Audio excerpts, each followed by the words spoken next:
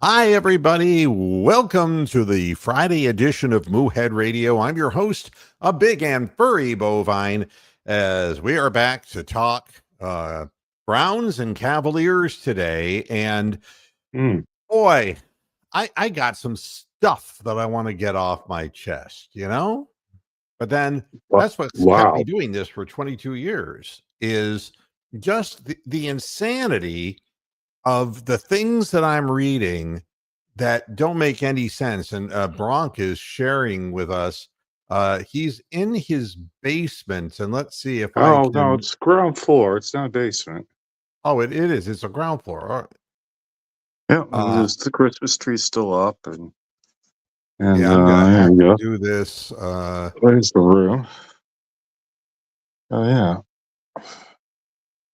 Wow, this is not letting me switch to you. That's kind of weird. Well, There you go. That's the oh, log burner fire with the Knights Who Say Knee next guarding it, and the me. Christmas tree.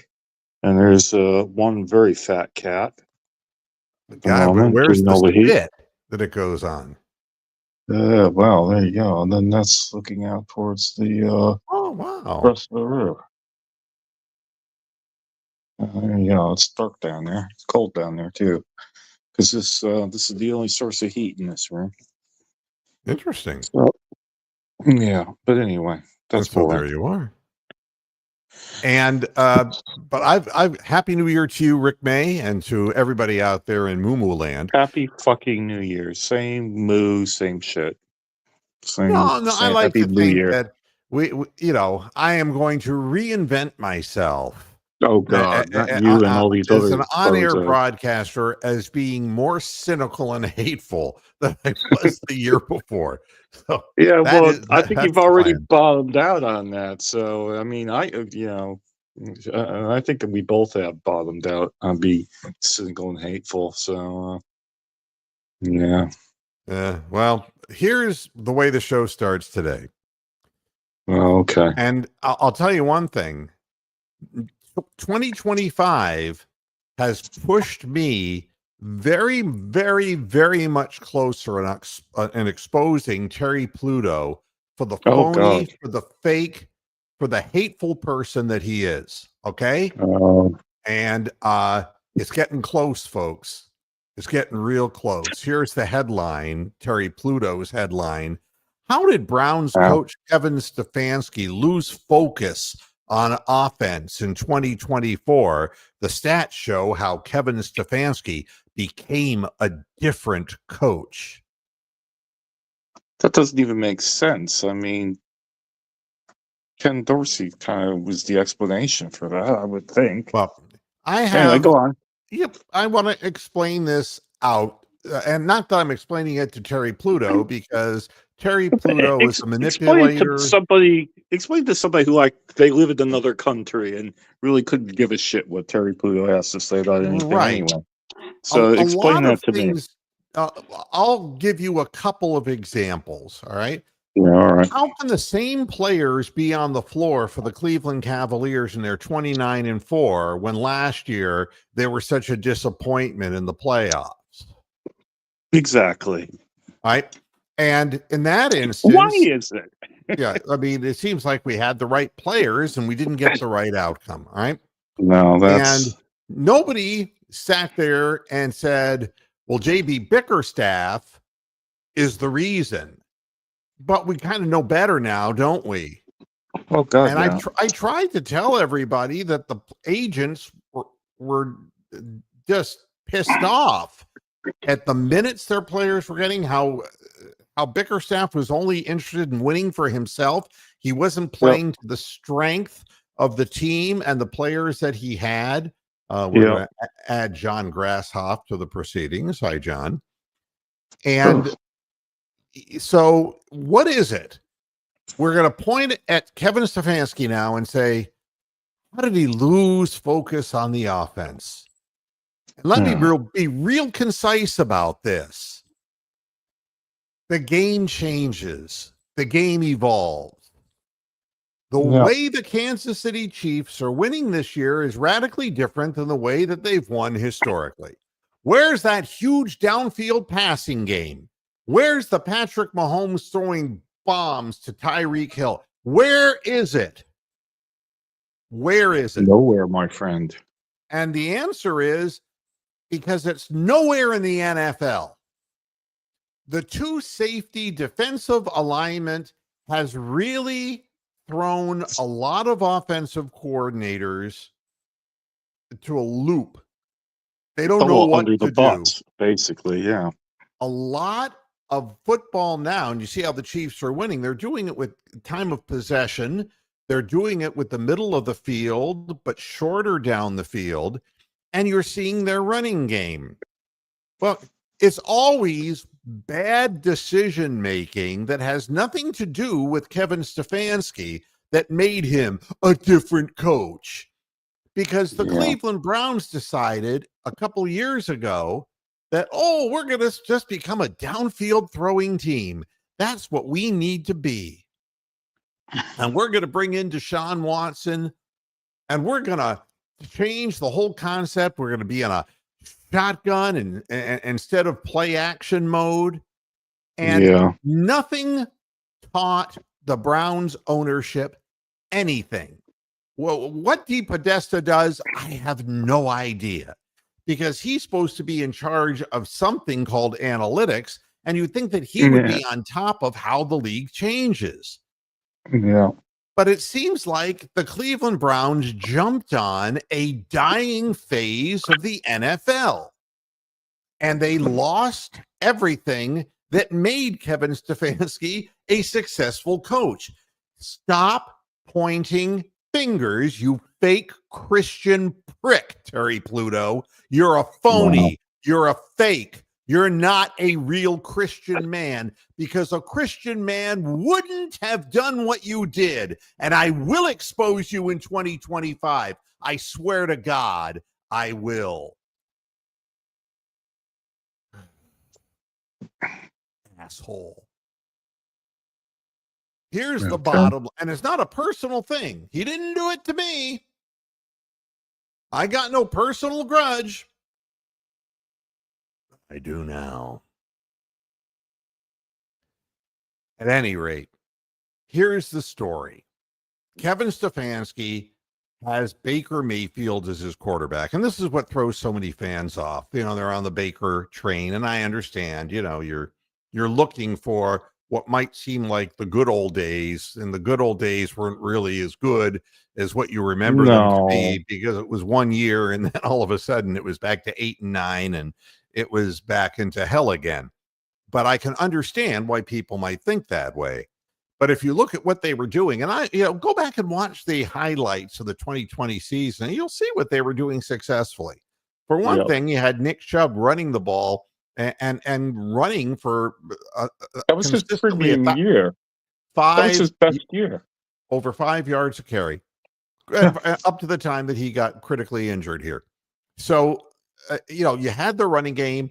You brought in offensive linemen who knew and understood how to zone block. And you lined up your quarterback underneath center to allow him to run play action so that he was able to keep the rush off himself. And he wasn't firing the ball down the field. I mean, Baker Mayfield wasn't gunning the ball 70 yards down the field. I mean, look at how they were doing it. They had receivers. They had a young David Njoku.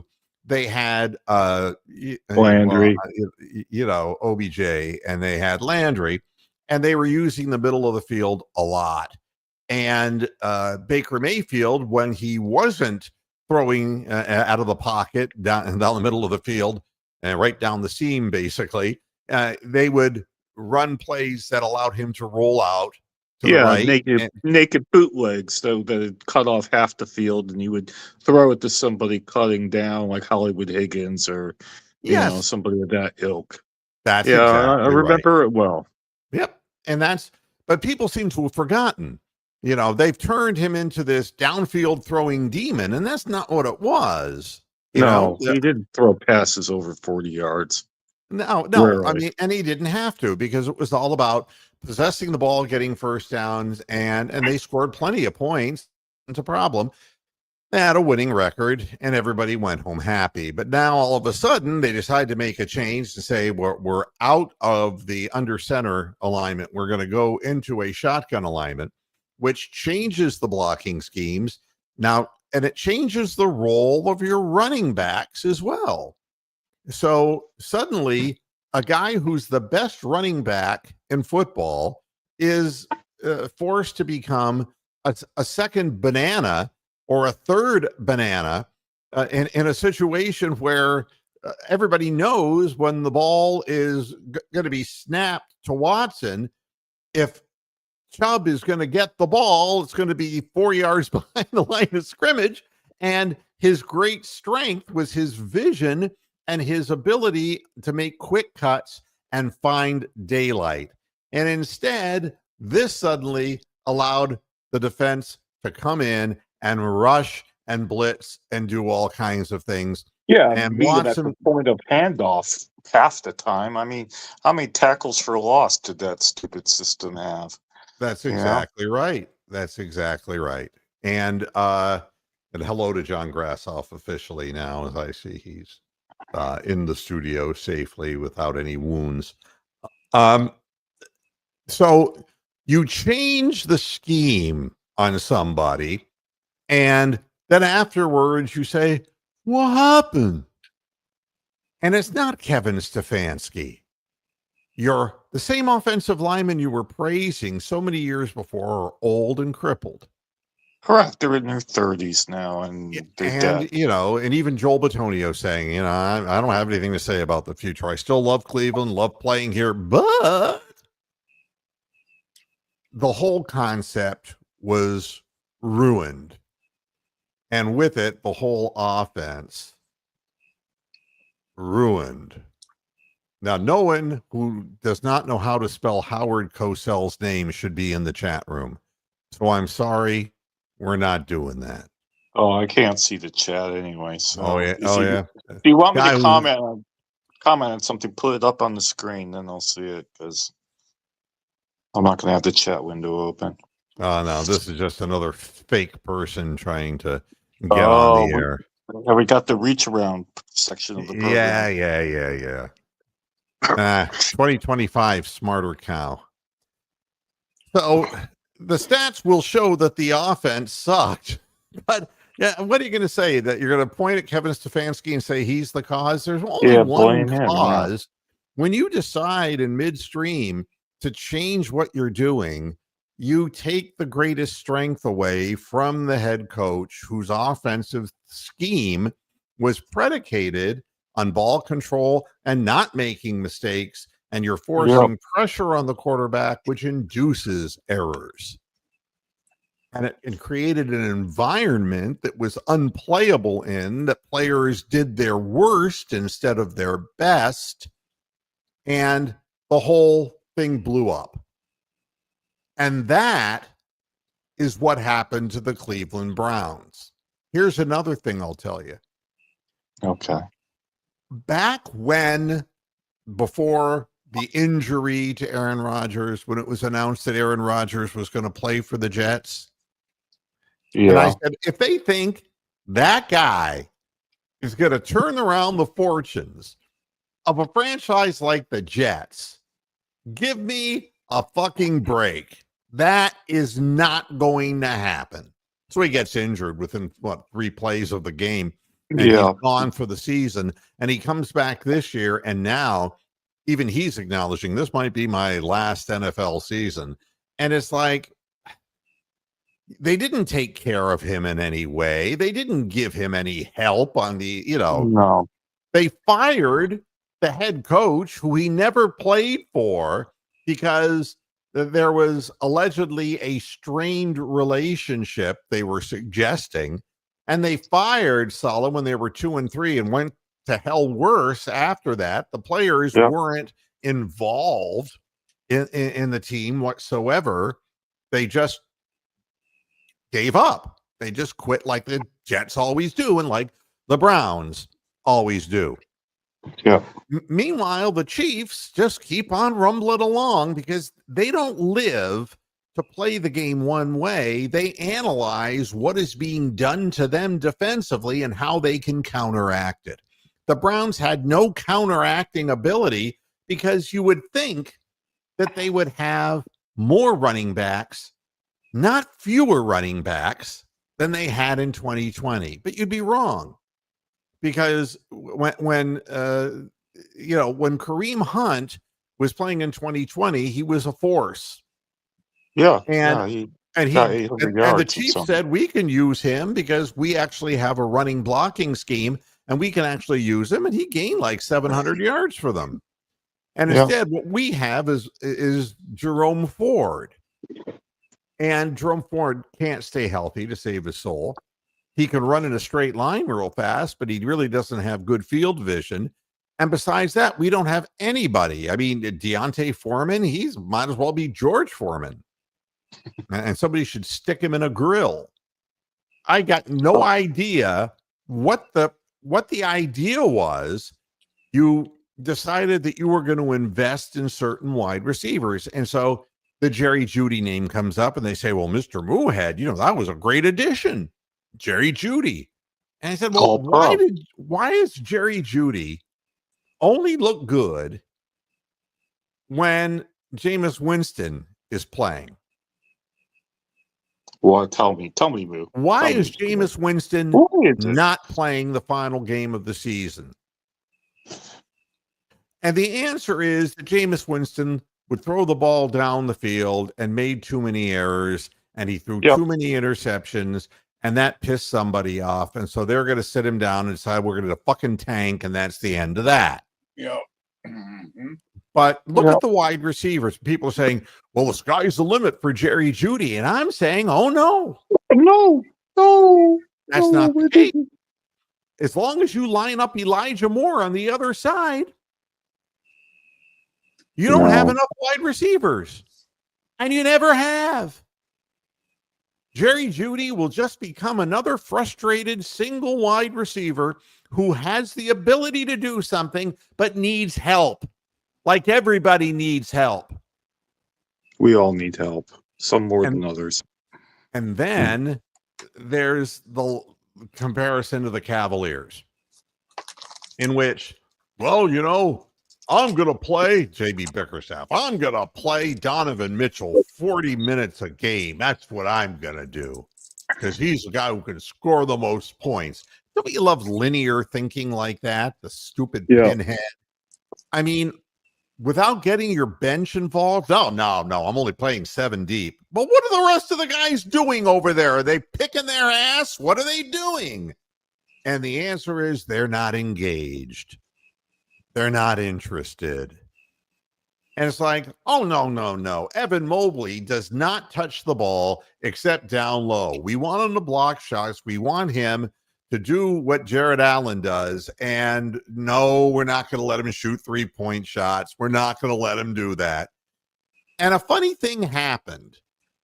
This year's Cavalier team suddenly understands that the coaching staff wants them to share the ball. Yeah. It's amazing. Darius Garland, instead of just putting his head down and ramming into the paint and trying to finish at the basket and getting the shit kicked out of him, getting his face slapped 36 times, getting, his eye busted, all the things that have happened to Darius Garland. And now, what is he doing? He's pulling up and shooting the teardrop. Yeah. He's moving people back and forth, front and back, and stop and start. And then right when he sees the big man coming toward him, he passes the ball on a lob up, and either Mobley or Allen dunks it through. Or if the big guy doesn't get there soon enough, he just goes right by, and he'll stop on a dime and shoot and predominantly it's the floater that has made him. Yeah. And you have to play off him. So that's what has made his 3-point shot more effective. And the reason it's all happened is because they're pushing the ball up the court. Teams can't, and what you saw in these last couple of games, teams that really wanted to prove we can beat the Cavaliers. People Yeah, like we me. could outrun the Cavaliers and beat them. We could. We're the Western Conference, and we can run the ball quicker than they can. And the No, Warriors were, the they were defeated. old Warriors. They look They like the came out, old Browns. they made the game ugly for one half. They just went out and trapped and double teamed, and they ran defenses at the Cavaliers haven't seen all season, and just ran shit at them. And the Cavaliers were a little bit ahead at the end of the first half, and they went into the locker room. And what a concept! We're going to make some changes coming out in the third quarter. Did you hear that, JB Bickerstaff? You're going to analyze what actually happened on the floor, you stupid fuck. And he never did it in Cleveland. Oh no. He'd just come out and run the same thing and have the same problems. All of a sudden in the third quarter, you blink and we're up by 16 points. Yeah. And the Warriors look like they're running in mud. And there's a reason why they looked like they were running in mud, is because A, they didn't know where to go, what to do, and they were tired.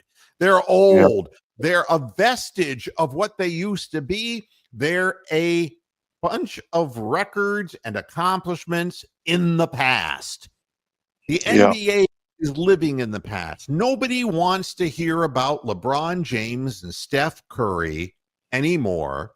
They don't want to hear about Joel Hans Embiid anymore. They just don't. They don't care. The viewership is down because of this. Because the league won't even admit what the franchise is that is doing things right. Yeah.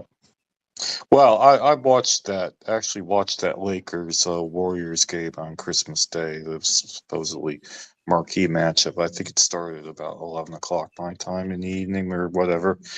And you know what it reminded me of? It reminded me of those old-timer baseball games with Joe Garagiola behind the plate. The old-timers day ones, and they'd have DiMaggio playing, and from the 1960s. I mean, it just looked irrelevant to the modern world watching that Lakers. Well, Draymond Green, he shouldn't even be playing anymore. I mean, he's not even intimidating anymore. He's nothing. He can't shoot the ball. And if he's going to clank it, then the Cavaliers will go off and running into the half, over the midcourt line. And the Cavaliers don't have any problem with shooting threes. Cavaliers don't have any problem with sharing the basketball. They're not getting all hung up on who scores the points. And the Browns, meanwhile, are the antithesis of that.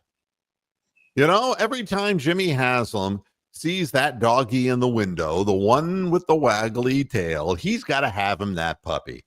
And the other puppy that's back at his house, he gets rid of him. He just goes and gives him to a dog pound. And that's the end of it. And whatever he's married to at the moment is what he's married to at the moment. And if it became that he was talked into throwing long bombs downfield, then Freddie Kitchens should have been his guy. Draw up plays in the dirt, for Christ's sake. Yeah. You should have hired an idiot like that. Kevin Stefanski is not an idiot. No, I would say he isn't. He is a conservative coach, but not against throwing the ball down the field. He recognizes that there's one consistent thing about NFL football. If you can run the football, you can open up more opportunities for your offense throwing the ball. I know it sounds like Woody Hayes. And it's mainly the safeties end up playing closer to the box, and they're not defending against the post patterns as tightly as they were. But if you're Kevin Stefanski and you're the head coach of a team, and that's your idea, and the team won't draft wide receivers who are any good, what difference does it make? Yeah. It's just astounding to me to think that somebody would just point at the head coach and say, that's his fault. And you look at the franchise. Well, Bryce Young is our future quarterback here in Carolina. And like you 2 years say that ago, because 2 years ago they had Baker Mayfield and Sam Darnold on the same that's squad right. in the same quarterback room. If you got a bunch of dunderheads running the team, that's what you're going to end up with. Yeah. Is a team that does not know how to play and doesn't play in a system that makes any sense based on the historical time in which they're playing the game. Yeah. And it's just a rotten shame that this is what the Cleveland Browns and every coach has come to. Every wide receiver who's been in Cleveland had, the talented ones, never had secondary help, never. That we'd have one great running back, we'd have one really good receiver, and whatever happened to the days of Ozzie Newsome and Dave Logan and Reggie Rucker and Brian Slaughter Brennan Langhorne. and Yeah. and Langhorne. We had a bunch of guys that could play back then. We don't even have wide receivers now who know where to line up when they hit the field. I mean, Jamari Thrash has no freaking idea what in the hell he's doing out there. And, and he's forced to play because receivers go down hurt. We don't have anybody who can help Jerry Jeudy to get the kind of man-to-man coverage to isolate him, or if they double him up, that can beat somebody in a secondary way. Look at the Bengals. The Bengals have T. Higgins, not for long necessarily, but they have T. Higgins, besides Lamar Chase. You look at the best teams, and they have multiple weapons that they can hurt you with. Yeah. But not the Browns. No. Never has been that way, and it never will be that way as long as Jimmy Haslam's there. He's just ruining the team. He needs to leave. Then it was funny. I saw a headline, what Kevin Stefanski and two Browns assistants said about Mike Vrabel. Don't worry about Mike Vrabel. Mike Vrabel is going to interview for the New York Jets job. God help his soul. He's not going to take that job. He's not going to take that job.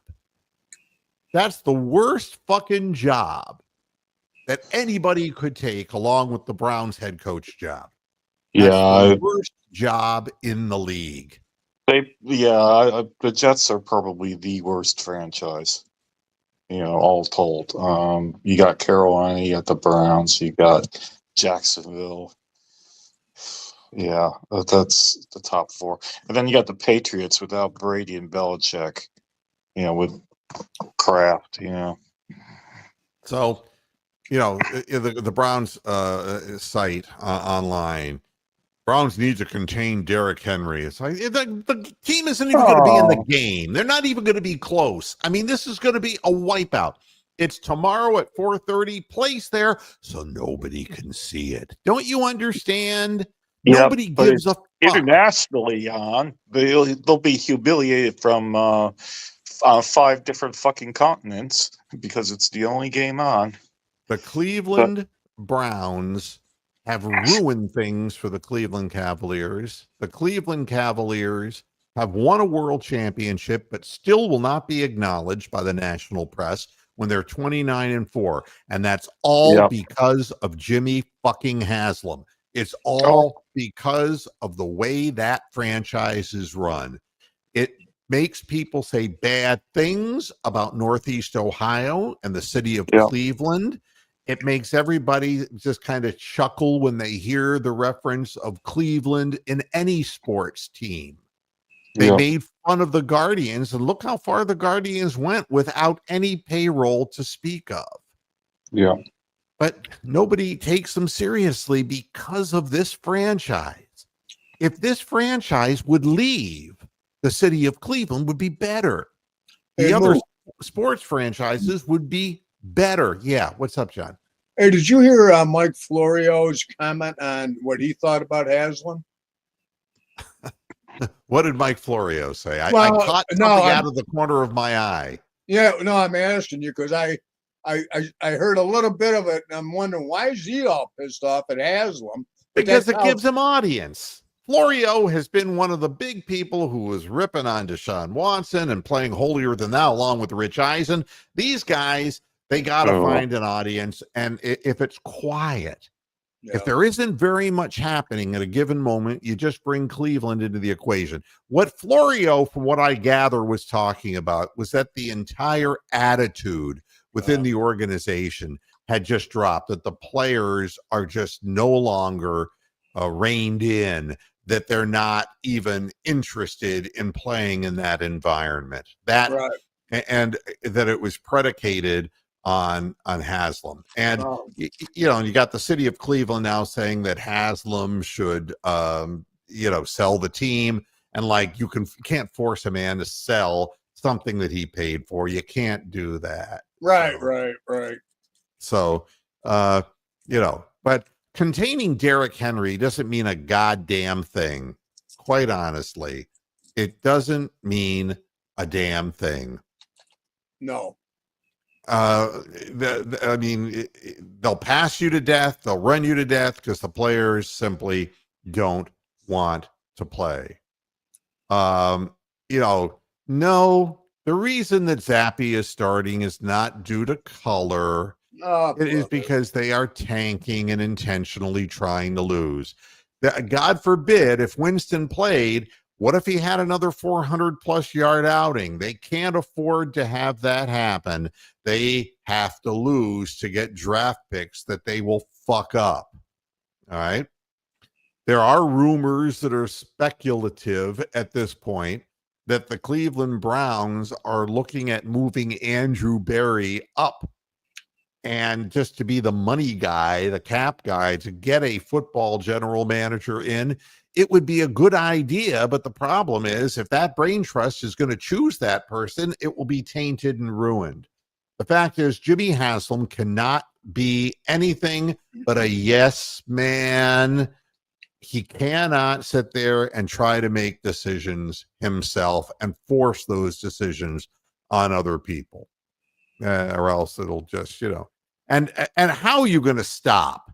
Who in the front line is even playing to stop Derrick Henry? It's a game that nobody cares about. It's a game that the team doesn't need to win. They don't care whether they win or not. And a game in which players don't want to get hurt and have season-ending or career-ending injuries. And they're going to be against Lamar Jackson, and Lamar Jackson will run away from them, and they'll score 21 quick points. They'll take him out of the game, and then their backup quarterback will pound the Browns, and they will get 20 more points, and that's the way it works. It'll be like an all-star game. Except one team will be the Washington Generals, and the other team will be the Harlem Globetrotters. Right. That kind of thing. The only predictions that I have is that they're going to lose badly. It will continue through the offseason, that they will be spoken of in bad light by the national media, and it will continue to plague the other more successful franchises, sports franchises in Cleveland and in Northeast Ohio. That's the only purpose it serves. Why is that? Why are they? Why is what? Well, I'm not from Cleveland, Moo, but why is Cleveland dumped on? Why? I'm telling you why. Because bad teams, ownership. Back in the 1960s, Cleveland, Ohio was the 5th largest country in the United States. It was larger than Los Angeles. Do you understand? Cleveland was a hub for manufacturing. Right. It was surrounded not only automotive, but rubber works, all kinds of things. Cleveland was an important town. The problem is that every type of job that was available in those days got shipped away. All right. The government decided that it was a better plan economically to have third world countries supply the parts that big companies needed. And so we lost all of our skilled labor who were laid off, and those people had to find some place to get a job. And so they left Northeast Ohio. The population dropped so tremendously in that part of the country and didn't keep up with other places in the country as far as increase in population that it just went bye-bye. The reason the city is spoken badly of all dates back to the Cuyahoga River catching on fire, which was something that was nationally, but that all happened in the 1970s. All right. The bottom line was when it was apparent that things were starting to go downhill for Cleveland, everybody just jumped on the bandwagon. And anytime that they wanted to say something negative, it was reinforced by bad luck syndrome. Oh, the Browns are the classic example of bad luck. Well, Yeah. where was bad luck in Game 7 in 2016 for the Cavaliers? Where was the fucking bad luck then? And the answer is it was with the Warriors, who had to go out and get Kevin Durant, and the league had to gift them Kevin Durant to make sure that that shit didn't happen again. One fucking man beat their ass. LeBron James beat their ass. One man who was from Northeast Ohio. You wonder why people at the time, 1.1 million people came out to celebrate the Cavaliers' 2016 championship. By the way, it's been going on 9 years now since that happened. Where did the 1.1 million people come from? Because of what you heard on sports talk broadcasts, it's a shit town. Nobody gives a shit about them. Cleveland was the home of Red Right 88. How many times, we still remember Dwayne Rudd, he took his helmet off after the regulation of the game and they put time back on the clock and the Browns lost that one. The Browns have managed to lose games that you couldn't believe that they could possibly lose. Bad luck, bad luck. And it's like bad ownership, bad ownership. Art Modell, the ultimate meddler who was a thief and a con man. Al Lerner, who had no idea how to be a majority owner, who died quickly and turned the ball over literally to his autistic son, who had no idea what American football was. So he went overseas to England to have teas and crumpet and buy himself a footy team in the United Kingdom. And then what do we get after that gift? Why, Jimmy Haslam. And you're wondering why people have bad things to say? Because the result for the one football franchise, because this is football's growing audience, everybody, this was when the NFL, when the merger happened and everything started getting really big financially. And now the NFL is so big financially because of the gambling money and everything else that's involved. That's the sport that gets talked about year round more than baseball, more than basketball. The basketball viewership of the NBA is way down and Major League Baseball is way down, but football is way up. So you tar a city with one franchise who has never had proper ownership, that was never given the grace by the NFL to put together a good franchise. They were hastily packed together and thrown on the field without any draft picks. They were only allowed to choose players who were on the waiver list of every team in the league. So it was guaranteed that they would stink when they came back. That's why. I can see you being pissed off. I can see people who have a love for the Browns and their baseball and basketball and baseball teams. The outside media is the part I don't get why they're. I'm the one attacking like you are, but why is the media doing that? I don't understand that part. I don't.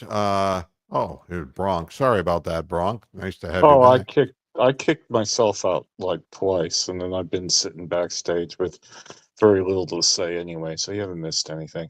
Well, No. John, all I can tell you is this. All these talking heads are all competing in a crazy electronic world. The people who are like Rich Eisen and like Yeah. Mike Florio, who get their stupid faces on television. They're competing with the internet. You see, back Yeah. when I was young, it was newspaper was king, and then there was television, and then radio, and that was what I did for a living, and that was the industry I chose. Radio has disappeared because anything that resembles radio you can get on the internet. It makes no difference. If you have favorite songs, you can create your own playlists. Everything that you want to see and hear is on the internet, whether it's pornography, whether it's people who are saying they're going to burn the country down, whether it's people who are kissing the feet of Elon Musk, or who are insisting that Joe Biden wasn't demented. Whatever the hell it is, you can find it on the internet. Oh God, And yeah. get through the clutter, you got to have hate speech. And what better hate speech is there than the Deshaun Watson story? And it can always fall back on, oh, those losers, the Cleveland Browns. You don't hear them saying, oh, those losers, the Cleveland Guardians, or oh, those losers, the Cleveland Cavaliers. You know what they do to the Cavaliers and to the Guardians? They don't talk about them at all. They ignore them.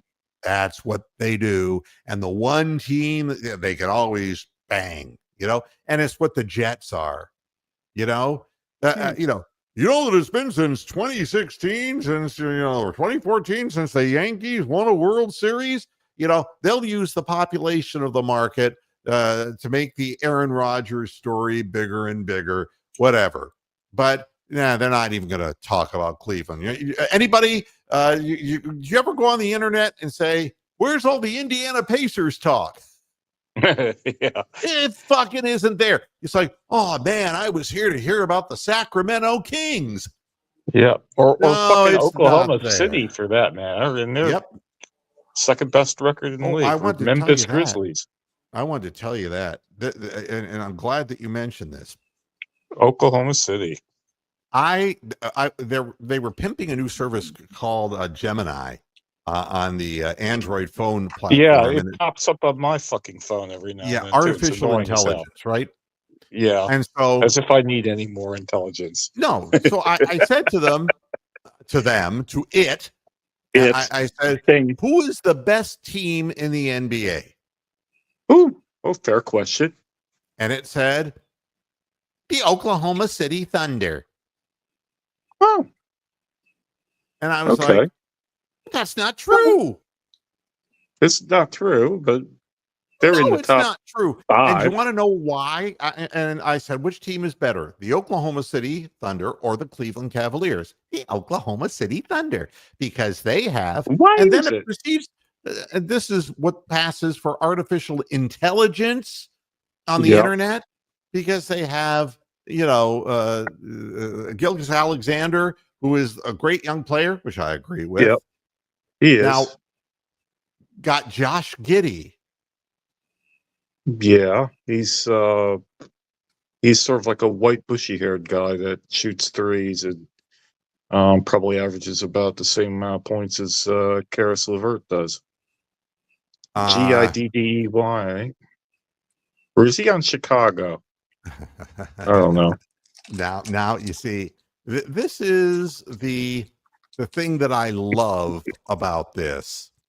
This is artificial intelligence telling me that they're the best team in the league, the Thunder, because they have a player who doesn't play for them anymore. Yeah, he plays on the Bulls, I think, now.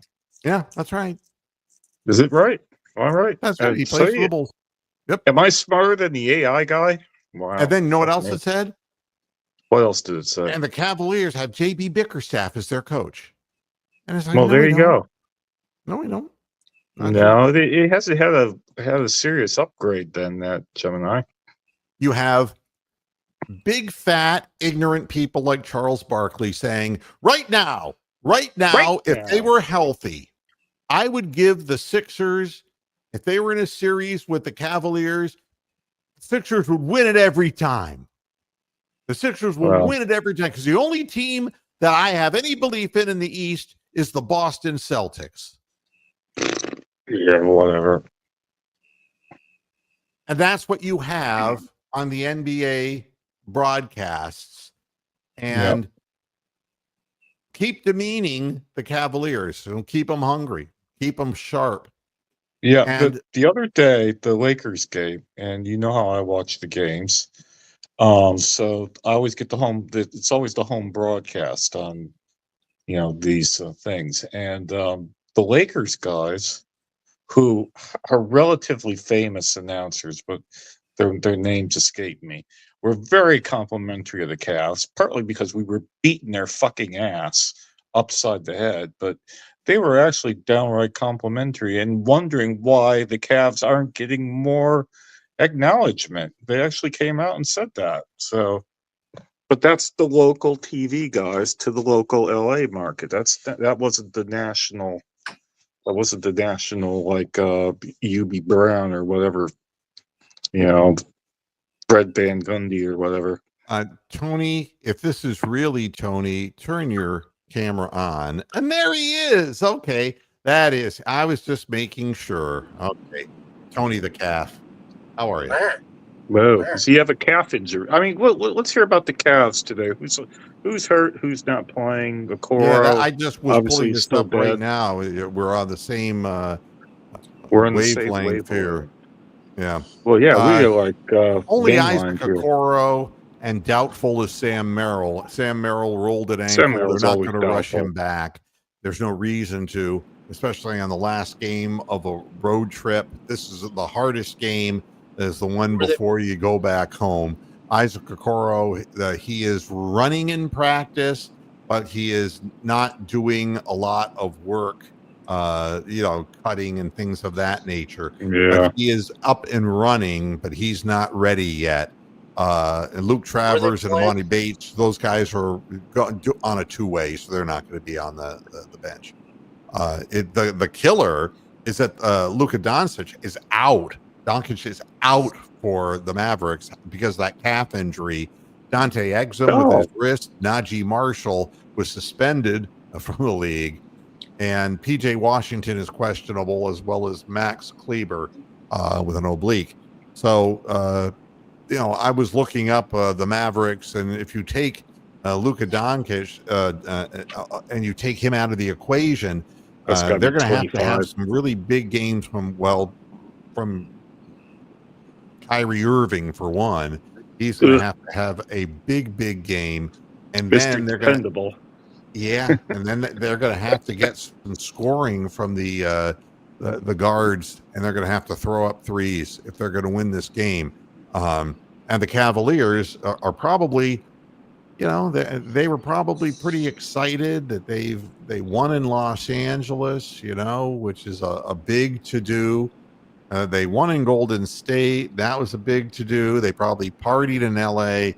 Who knows what Cavaliers team is going to hit the floor tonight, because this is notoriously on the records of teams on the last day of the West Coast trip, if they're an East Coast team. Yeah. Or They're like knackered and hungover and all that. But the international media, all I saw about that Lakers-Cavs game when I looked the next day was LeBron stormed off the court right after the game was over.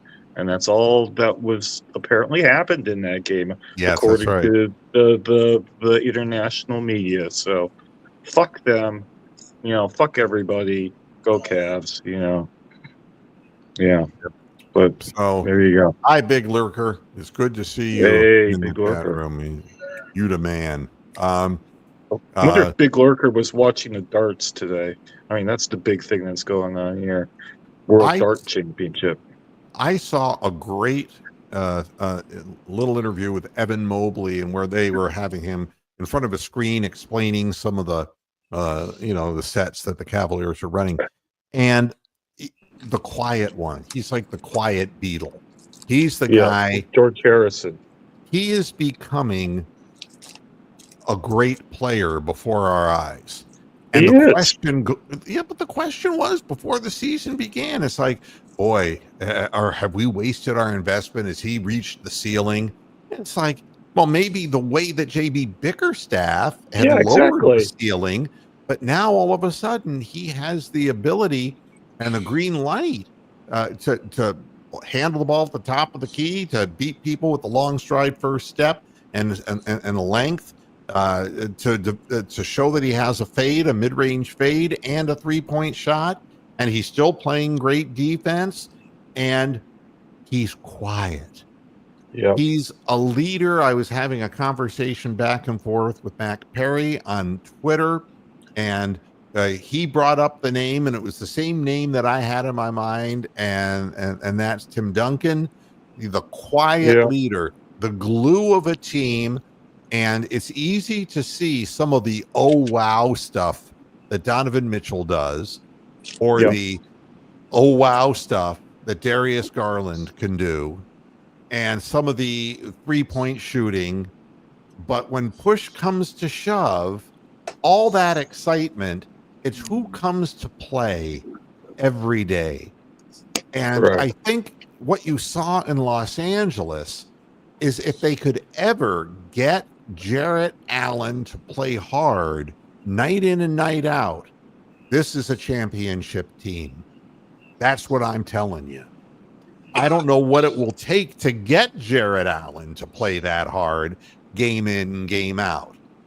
But what I can tell you is that Evan Mobley, as a player, with the improvement that he has, obviously had, he has become the perfect example of to go out on the court and do it, not yap about it, not to, be showing up players, not to be throwing his arms up in the officials' faces.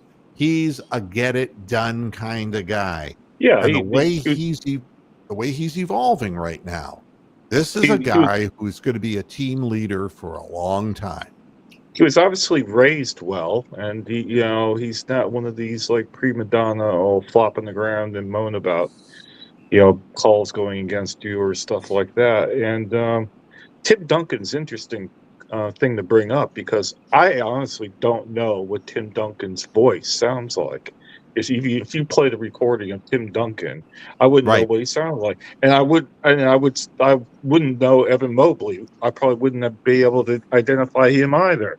But I could identify, obviously Donovan Mitchell and Darius Garland, but no, I wouldn't know what they sound like. Can you guys hear me? Sorry. Yes. Yeah, I can hear you. You want to know what the discussion was on ESPN this morning? I had it on faintly in the background. Oh, yeah. Go ahead. Tell us. Would the Cavs consider trading Evan Mobley to get Jimmy Butler and get that second superstar to help Donovan? Oh, they'd love that, wouldn't they? Just like, oh, God. I'm feeling ill. I got sick in my mouth. Jimmy Butler. Yeah. No. 35-year-old faded guy. Yeah, that makes a whole lot of sense, doesn't it? Yeah, but that would keep that Miami franchise going now, wouldn't it? Unreal. Wow. So, yeah. That's evil. My prediction for the Browns game doesn't make any difference. No. I'm going to say that the game's going to be a mercy stoppage. But it's going to be somewhere like 38 to 6 or some such stupid thing, and nothing that I even give a shit about. And the Cavaliers game, I don't predict anything on the last game of these kinds of things, but I love watching the team so much. I have a tremendous amount of confidence in that team that they're going to go out and they're going to play their hearts out. And, to continue at a 29-4 pace, I think that we're being spoiled. Well, can I point something out? I know Sure. I know everybody's concerned about the playoffs, and then the refereeing gets tougher, and the competition. You got the Celtics. The competition gets tougher. But you know what? The best thing about the playoffs is that you only have to win 4 out of 7. You don't have to win 8.5 out of 10 like the Cavaliers are doing right now. They're like 8. I don't know what the percentage is, but it's got to be something like 850. 29-4. Just the quick math of it.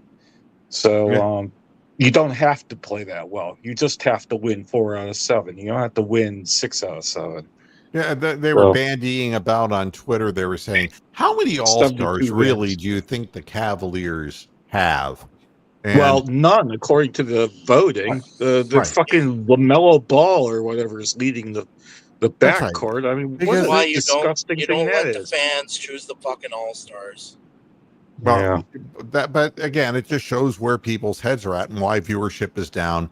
And they only want to see certain names because that's all they know, because they're brainwashed by the media. Yep. And Yep. it's the same shit over and over again. The answer to the question is a simple one. If the Cavaliers were the defending champions of the NBA, there'd be 3 of them that would be all-stars, okay? Yep. And people Easily. would be arguing that Jared Allen should be considered for a reserve role as well. Absolutely. That's how good they are. Right? 100%. But it's not that way. They got to win the title in order to get the props. But if the Cavaliers were to win a title, then a lot of things would change with a young team that's going to be together for a while. If the team Yep. keeps its head together, and if Atkinson can keep them glued tightly together like they are, this could be the next Warriors franchise. This could be, because Golden State didn't have a great history before Steph No. and Oh, God, Clay they were there. awful for 40 Yeah. years. Yep. They were Fucking awful. Baron Davis and fucking Monte Ellis. Yeah, Yeah. you have to go all the way back to fucking Rick Barry. I mean, you know. Yeah. Mark. Now, there are a few other things I want to say before I get out of here. Ryan Day says the expanded college football he's a playoffs gave Ohio State the chance to peak. No, you had your chance to peak against your rival, and you can't ever get it done, you stupid fuck. Yep. You know, you got another chance, all right. But the thing is, you should be worried about your fucking job, Ryan Day, because if you can't beat that Michigan team, then you're going to have trouble keeping your job. And if you want second chances and you just want all the gambling money and all the interest that's in college football for the wrong reasons to give the big programs second and third chances, that's fine. If you all want to watch Notre Dame be considered a national champion, you keep watching. I'm not, because I don't give a flying fuck about it. The other thing is, why is Notre Dame suddenly doing so well? Look no further than the portal, because Notre Dame has this reputation. They've channeled so many players through that fucking portal that it saved the bacon of that school because they couldn't recruit players. They were so fucking bad for so many years. Yeah, bro. Yeah, they also, being independent, get the full prize money from the playoff wins. So whereas anybody in the SEC or the Big Ten or whatever wins a playoff game, they have to split it with the conference. But I think Notre Dame got a big fat $14 million out of winning that game the other night, and they fucking outsmarted Kirby Smart. I watched that game, and Notre Dame does not have better quality players. They're the 3.5-star players, not the Georgia NFL players that, they probably got 8 draft picks on their team. Fucking Georgia, but they got fucking outsmarted. So we're gonna be looking at an Ohio State Big Ten fucking champ, Ohio State Penn State championship.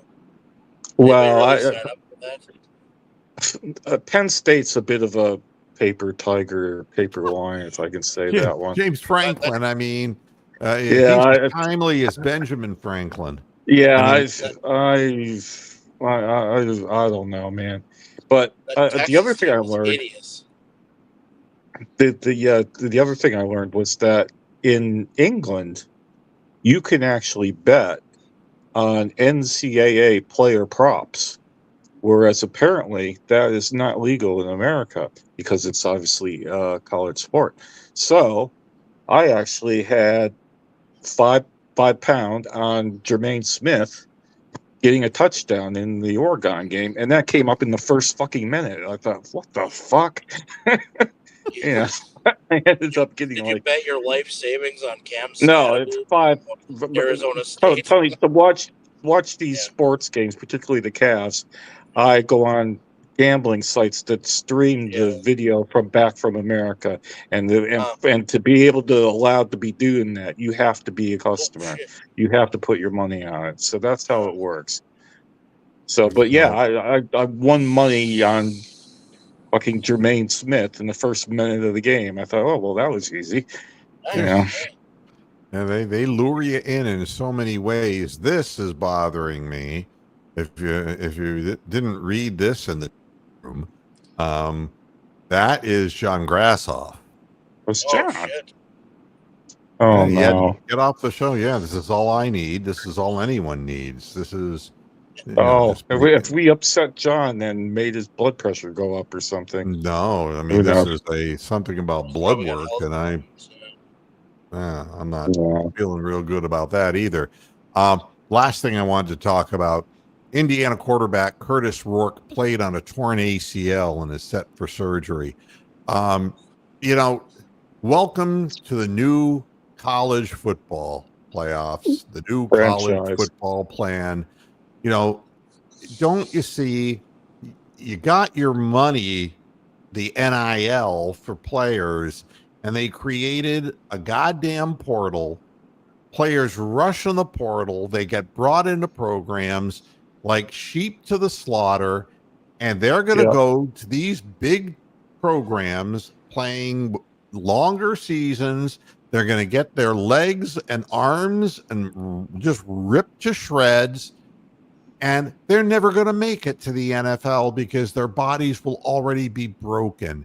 And who will Well- make all the money but the colleges? Colleges will. Bring this up again Monday because I have a Moose Bronco solution to all this, but I don't want to rant for 5 minutes. And it actually is a solution. So that you All right. would not have heard. I'm just So- shutting all of my windows off here in my browser, getting ready to go away so I won't aggravate anybody anymore. That's right, Rick. Where's Topaz? It looks pretty dark in the background there. Actually, it is dark in the background. Topaz is always. Hey, Yeah. Topaz, you want to make a camera appearance? Topaz. Come here, doggy. Come on, doggy. Where are you? Because usually it's like daylight where you are whenever you're doing the broadcast. I'm just wondering if Rox is walking him. Walking the That dog. may be an explanation. Does she like do other yo-yo tricks like walking the dog and loop the loop and around the world and around the world and all that? Remember that the Duncan yo-yo? Yeah, Wow. yeah. Those That were was the before days. Dunkin' Donuts. Yeah, Exactly. Those were and Dave Duncan. yeah. Dave Or Duncan. Jelly Dunkin'. Shelly, Yeah, well, Jelly you know. You know, you stick me with Blair like this. You know, this is what's going to happen to the Guardians now. I am telling you this. This is Maniac telling you the truth. You're going to end up with Jelly Duncan again And again.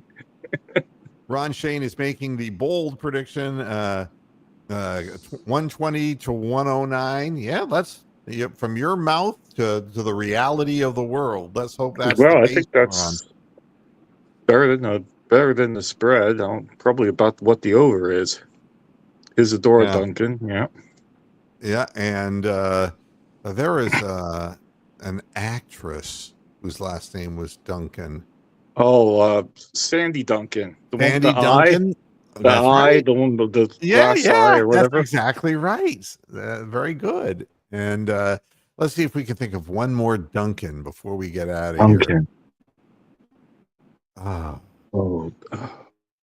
You're a little bit late, Ron, but you're right. Duke Duncan, or there was a baseball, another guy that had the first name Duncan. Tim Duncan. Oh, yeah, Tim Duncan. We talked yeah, about I mean, we were talking about him earlier. We'll call this the Duncan Show. Duncan Robinson. Duncan. Oh, yeah. Okay. And Duncan Hines, the cake company. Duncan Hines, the cake people. Yeah, related to Earl Hines and James Hines. Or Heinz Quarter. Heinz Ward. I don't want to talk about my Heinz quarter. Thanks, Oh, so everybody, are the for tuning Bengals in. going to make the playoffs? That's the question I got for everybody. I'm so sick of them. I hope they die. Aren't we all? Yeah. I am sick of the Bengals. Yeah, and Joe Burrow still thinks he's got swag. I mean, Oh, he's just some weirdo from Southern Ohio. He should go away. Well, thanks, Tony, for being here. Thanks, Moose. I wish the best for John.